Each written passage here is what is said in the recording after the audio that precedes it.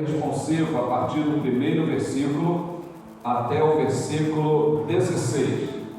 E depois nós vamos de uma palavra breve a partir do verso 12. Tá bom, queridos? Vamos juntos então? Eu estarei lendo os versos ímpares e os irmãos os pares. Rogo-vos, pois, eu, o preso do Senhor, que andeis como é digno da vocação com que fostes chamados. Com toda humildade, mansidão, com longanimidade, suportando-vos uns aos outros em amor. Procurando guardar a unidade do Espírito no vínculo da paz. Há um só corpo e um só Espírito, como também fostes chamados em uma só esperança da vossa vocação. Um só Senhor, uma só fé, um só batismo. Um só Deus e Pai de todos, o qual é sobre todos e por todos e em todos. Mas a graça foi dada a cada um de nós segundo a medida do dom de Cristo. Pelo que diz, subindo ao alto, levou cativo o cativeiro e deu dons aos homens. Ora, isto, ele subiu, que é senão que também antes tinham descido as partes mais baixas da terra. Aquele que desceu é também o mesmo que subiu acima de todos os céus, para cumprir todas as coisas. E ele mesmo deu uns para apóstolos, e outros para profetas, e outros para evangelistas, e outros para pastores e doutores. E querendo o aperfeiçoamento dos santos, para a obra do ministério, para a edificação do corpo de Cristo. Até que todos cheguemos à unidade da fé e ao conhecimento do Filho de Deus, a varão perfeito, à medida da estatura completa de Cristo. Para que não sejamos mais meninos inconstantes, levados em moda por todo o vento de doutrina, pelo engano dos homens que com astúcia se enganam fraudulosamente. Antes, seguindo a verdade em amor, cresçamos em tudo naquele que é a cabeça, Cristo, O qual todo o corpo é ajustado, é ligado pelo auxílio de todas as juntas, segundo a justa operação de cada parte, faz o aumento do corpo para a sua edificação em amor. Amém. Podemos sentar, amados irmãos. Nesse texto, o apóstolo Paulo está falando à igreja de Éfeso sobre a unidade que essa igreja deveria ter. Unidade não de estarmos juntos, reunidos apenas, mas a unidade em amor, a unidade em conhecimento da graça de Deus, a unidade de propósito, pensando a mesma coisa, fazendo a mesma coisa para a glória de Deus. E chegando bem na metade desse capítulo, o apóstolo Paulo ele vai falar sobre o dever de sermos constantes. E é sobre isso que queremos falar, o dever de sermos constantes. Nós estamos vivendo um tempo de muita inconstância, na vida de muitos irmãos. E Paulo, ele vai falar no versículo 12, o seguinte: querendo o aperfeiçoamento dos santos para a obra do ministério, para a edificação do corpo de Cristo. Meus amados irmãos, não vai haver aperfeiçoamento nas nossas vidas se nós não formos constantes na palavra de Deus, constantes no conhecimento da graça de Deus. Osé vai dizer que nós devemos conhecer e prosseguirmos em conhecer a palavra de Deus.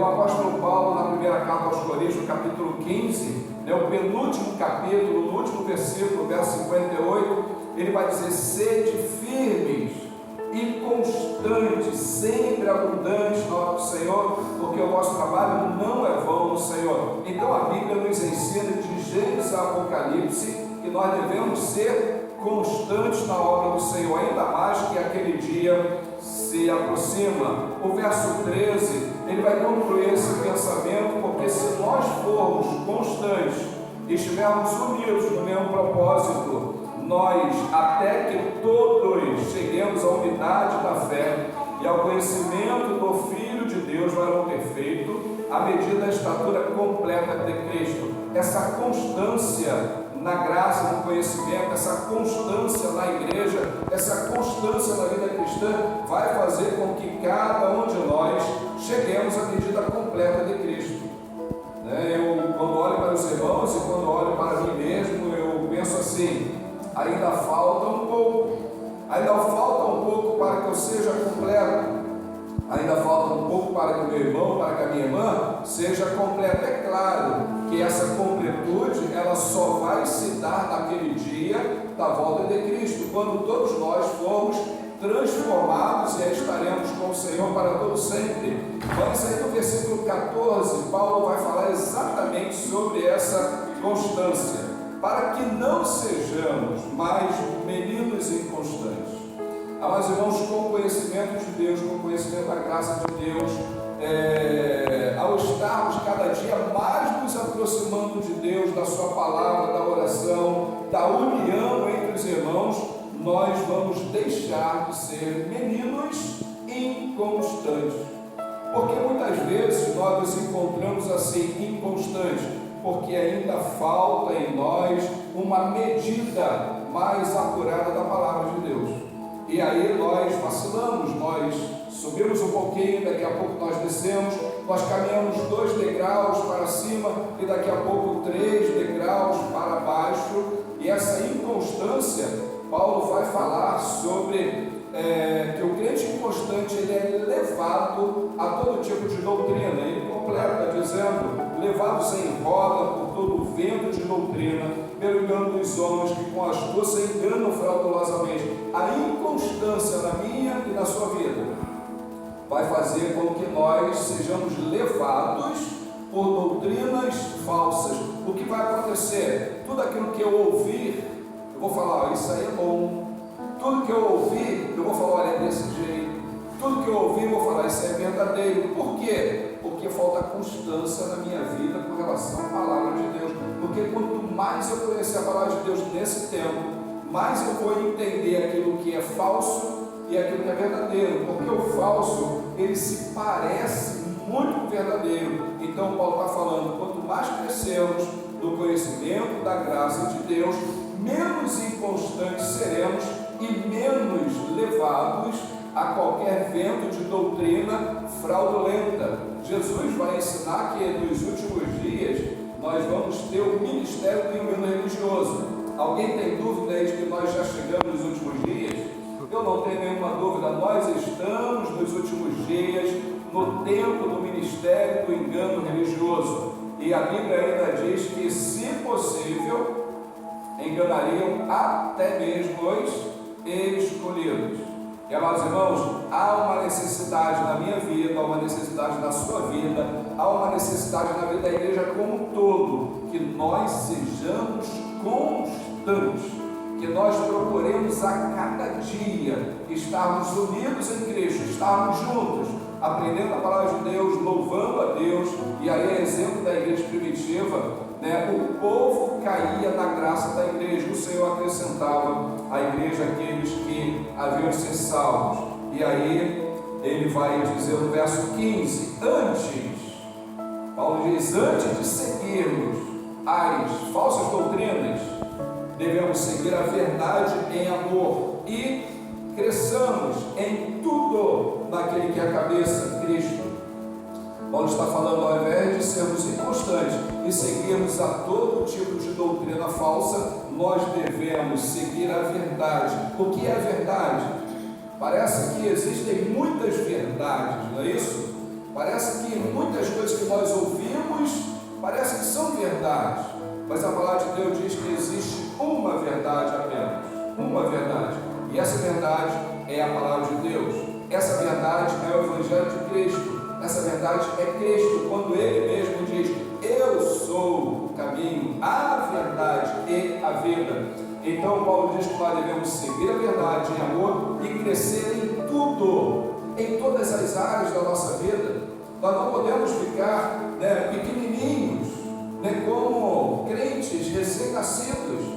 Quando uma criança nasce, rapidamente o tempo passa. Quando nós olhamos para os nossos filhos, os nossos netos, a gente logo diz: o tempo passou tão rápido, olha como está crescendo. Uma criança, quando nasce, a expectativa é que ela vá crescendo naturalmente, sendo bem alimentada, tendo saúde, ela vai desenvolver. O cristão é da mesma forma, mas ele precisa se alimentar a cada dia com essa verdade. E aí ele conclui esse pensamento falando no versículo 16, do qual todo o corpo, ele está falando de quê? O corpo de Cristo, a igreja, bem ajustado é cada um ligado no outro, cada um dando suporte ao outro, cada um ajudando o outro, cada um animando o outro, e ligado pelo auxílio de todas as juntas. Não podemos desprezar nada. Na igreja de Cristo ninguém pode ser desprezado. Todos devem ficar unidos e ficarem juntos, segundo a justa operação de cada parte. E agora eu faço a minha parte. Irmã Raquel faz a parte dela, irmã Arlen a parte dela, irmã Elia a parte dela, e cada um de nós a nossa parte. Os irmãos estão vendo hoje o culto. Irmã Raquel começou o culto, abriu o culto, né? O pastor está fazendo devocional, a equipe de louvor já veio aqui, já cantou. Daqui a pouco o irmão Alex vai pregar, e cada um vai fazendo a sua parte. Isso vai fazendo com que essa ligação entre os irmãos cooperem para a glória de Deus, para a edificação do corpo e edificação de cada um de nós. E aí isso, amados irmãos, segundo a justa operação de cada parte, faz o aumento do corpo para a sua edificação em amor. Então o desejo de Deus é que eu e você cresçamos no conhecimento dele, no conhecimento da graça dele, para que a igreja como um todo possa prosperar e possa mostrar aos outros, ao mundo, que só Jesus Cristo é o Senhor. Que Jesus Cristo é o Senhor que cura, o Senhor que salva, o Senhor que liberta. Mas isso vai depender de mim e de cada um de vocês. Vai depender da nossa constância com as coisas de Deus. Então não sejais inconstantes. Não sejam inconstantes. Sejam firmes no propósito de servir ao Senhor. O tempo está passando. O tempo está passando muito rápido. E daqui a pouco o tempo vai voar nas nossas vidas. E nós iremos. E o que deixaremos? E o que deixaremos? Qual semente, qual legado que nós deixaremos para as futuras gerações? Que nós fomos cristãos rasos, cristãos fracos, cristãos inconstantes, cristãos sem conhecimento, cristão que ouvia qualquer coisa e olha isso aqui ou aquilo lá, cheio de confusão. Não podemos. Pela unidade, pelo vínculo da paz, pela vontade de Deus, cada um de nós devemos estar juntos, unidos para a glória dele, até que cresçamos e cheguemos à estatura de varão e de varoa perfeitos, aquele dia em que nós estaremos com o Senhor para todo sempre. Deus abençoe a sua vida.